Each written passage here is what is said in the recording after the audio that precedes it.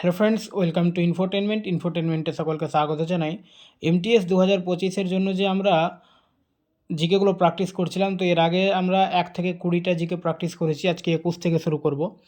তো আজকের প্রথম কোশ্চিন হচ্ছে, হিঙ্গলাজ মাতা ও কাটাসরাজ এই দুটি হিন্দু মন্দির ভারতের কোন প্রতিবেশী দেশে অবস্থিত? তো এই দুটি মন্দির পাকিস্তানে অবস্থিত।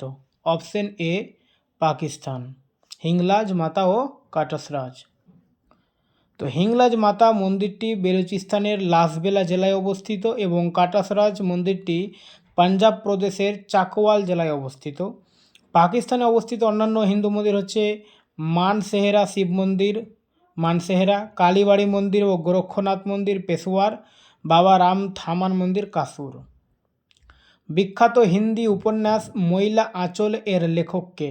তো মইলা আঁচলের লেখক হচ্ছে ফণীশ্বরনাথ রেণু। ফণীশ্বরনাথ রেণু, অপশন সি। তিনি 1970 সালে পদ্মশ্রী পুরস্কার পান। তার অন্যান্য উপন্যাস পার্টি পরিকথা, জুলুস, কিতনে চৌরাহে, রিঞ্জাল ধানজাল। অন্যান্য লেখক হচ্ছেন প্রেমচাঁদ। প্রেমচাঁদের লেখা হচ্ছে গোদান, ঈদগাহ, কফন, গবান। তারপরে শ্রীলাল শুক্লার লেখা হচ্ছে রাগ দরবারি, সুনি ঘাটি কা সুরজ, মৃদুলা গর্গ, কাঠগোলাপ, চিত্তকবর, অনিত্য। বনরস ঘরানার খেয়াল গান ধারার সঙ্গে যুক্ত কোন সঙ্গীত যুগলটি? রাজন ও সাজন মিশ্র, সালামত আলী ও নজাকাত আলী খান, শুভন কাসিম ও শুভন বাব, সন্ধ্যা ও প্রসূন বন্দ্যোপাধ্যায়। তো বনরস ঘরানার খেয়াল গানের সঙ্গে যুক্ত হচ্ছে রাজন ও সাজন মিশ্র। বেনারস ঘরানা উত্তরপ্রদেশের লোকসঙ্গীত দ্বারা প্রভাবিত এবং মূলত খেয়াল ভিত্তিক। এখানে শব্দ ও অলঙ্কারের উপর বিশেষ গুরুত্ব দেওয়া হয়। এই ঘরানার উল্লেখযোগ্য শিল্পী পণ্ডিত অনাখালাল মিশ্র, পণ্ডিত কিষেন মহারাজ, পণ্ডিত সমতা প্রসাদ, পণ্ডিত হরিশঙ্কর মিশ্র, পণ্ডিত হনুমান মিশ্র। নিম্নলিখিত কোন উপন্যাসটি অরবিন্দ আদিগা রচিত নয়? Last man in tower, the English teacher, the white tiger, selection day. তো অরবিন্দ আদিগার রচিত নয়, এখানে হচ্ছে the English teacher. Option B, the English teacher. এটি 1945 সালের আর কে নারায়ণ রচিত উপন্যাস। তার অন্যান্য রচনা দ্য গাইড, মালগুডি ডেজ, স্বামী অ্যান্ড ফ্রেন্ডস, এগুলো আর কে নারায়ণের রচনা। অরবিন্দ আদিগার প্রথম উপন্যাস হচ্ছে দ্য হোয়াইট টাইগার, 2008 সালে ম্যান বুকার পুরস্কার লাভ করে। কোন স্টেডিয়ামে ভারতীয় ক্রিকেটার সৌরভ গাঙ্গুলি তার জামা খুলে উড়িয়েছিলেন? তো অ্যান্সার হচ্ছে lord stadium, England. Lord's stadium, England, option B. Sourav Ganguly ভারতীয় ক্রিকেটের অন্যতম সফল অধিনায়ক। তার নেতৃত্বে ভারত 2002 সালের আইসিসি চ্যাম্পিয়ন্স ট্রফি জেতে এবং 2003 সালে বিশ্বকাপের ফাইনালে পৌঁছায়। তার আত্মজীবনী a century is not enough 2018 সাল গৌতম ভট্টাচার্যের সঙ্গে যৌথভাবে রচিত। প্রতি বছর হর্নবিল উৎসব কোন রাজ্যে আয়োজিত হয়? হর্নবিল উৎসব আয়োজিত হয় নাগাল্যান্ডে। Option A, Nagaland. হর্নবিল উৎসব 1 ডিসেম্বর থেকে 10 ডিসেম্বর, অর্থাৎ 1 ডিসেম্বর থেকে 10 ডিসেম্বর পর্যন্ত পালিত হয় এবং একে ফেস্টিভ্যাল অফ ফেস্টিভ্যালসও বলা হয়। নাগাল্যান্ডের অন্যান্য উৎসব সেকেরেনি, আওলেং ইত্যাদি। গোয়ার কোন নৃত্যটি পর্তুগিজদের বিরুদ্ধে মারাঠাদের বিজয় উদযাপনের জন্য পরিবেশিত হয়? তো অ্যান্সার হচ্ছে ঘোড়ে মদনি। Option A, ঘোড়ে মদনি। ঘোড়ে মদনি অর্থ ঘোড়ার নৃত্য। এটি গোয়ার থানে সাতারি অঞ্চলে জনপ্রিয় এবং প্রাচীন যুদ্ধ নৃত্য। গোয়ার অন্যান্য লোকনৃত্য হচ্ছে ফুগদি, ঢালো, তালগাদি, জাগর, করদিনহ ইত্যাদি। The substance and the shadow an autobiography, এই আত্মজীবনীটি কোন অভিনেতার? তো the substance and the shadow an autobiography, এটা হচ্ছে দিলীপ কুমারের আত্মজীবনী। Option D. তিনি 1944 সালে জোয়ার ভাটা ছবির মাধ্যমে অভিনয় জগতে আত্মপ্রকাশ করেন। অন্যান্য আত্মজীবনী হচ্ছে ঋষি কাপুরের আত্মজীবনী খুল্লাম খুল্লা, দেব আনন্দের আত্মজীবনী হচ্ছে রোমান্সিক উইথ লাইফ, শত্রুঘ্ন সিনহার আত্মজীবনী এনিথিং বাট খামোশ। কোন মণিপুরী নৃত্যশিল্পী 2014 সালে টেগোর সাংস্কৃতিক সম্প্রীতি পুরস্কার পান? তো টেগোর সাংস্কৃতিক সম্প্রীতি পুরস্কার পান এটা হচ্ছে রাজকুমার সিংহাজিৎ সিংহ। অপশান সি, রাজকুমার সিংহাজিৎ সিংহ। তিনি মণিপুরী নৃত্যের প্রধান গুরু ও নৃত্য রচয়িতা। পুরস্কার পদ্মশ্রী 1986, সঙ্গীত নাটক একাডেমি পুরস্কার 1984। সিতারা দেবী, রোহিণী ভাটে, পণ্ডিত মুন্নালাল শুক্লা, কমোদিনী লাখিয়া ও উমা শর্মা এই শিল্পীরা কোন শাস্ত্রীয় নৃত্যের সঙ্গে যুক্ত? তো এনারা কত্থক নৃত্যের সঙ্গে যুক্ত। Option A.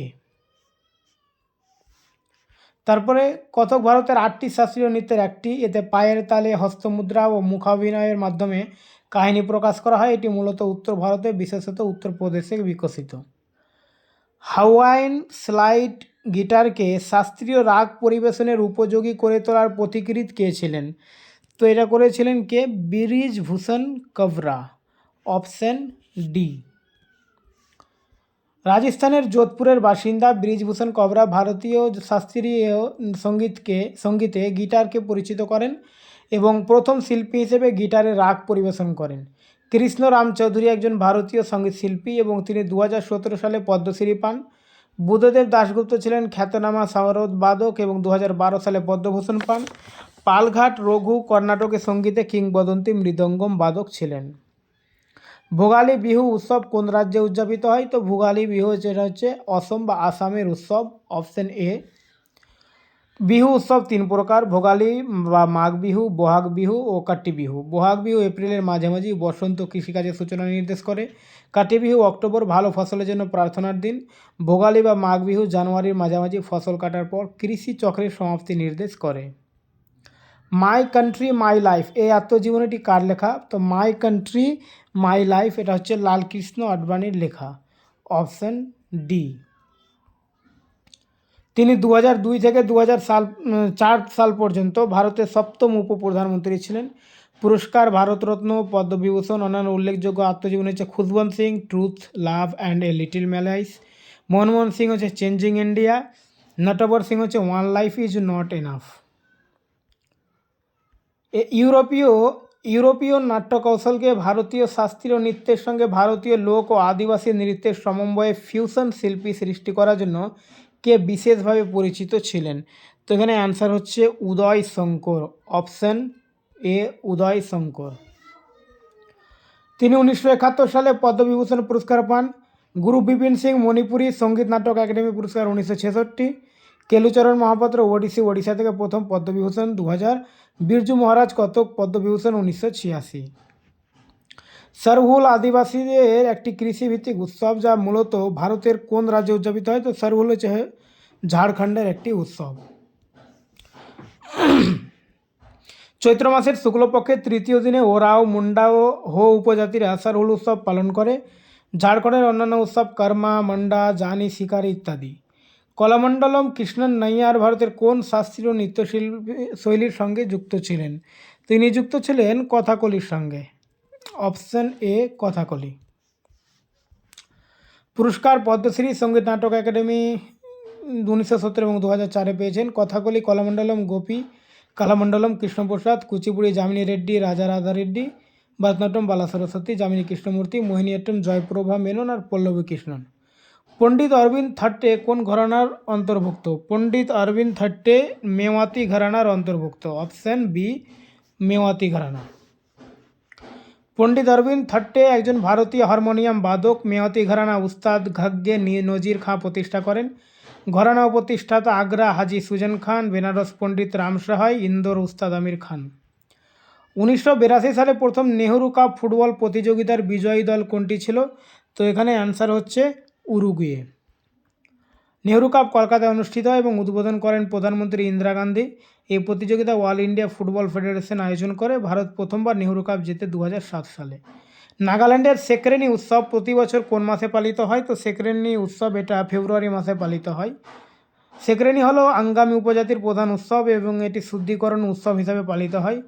ক্রীড়াক্ষেত্রে WFI এর পূর্ণরূপ হচ্ছে WFI এর রেসলিং ফেডারেশন অফ ইন্ডিয়া। তো আজকে এই পর্যন্তই। Thank you.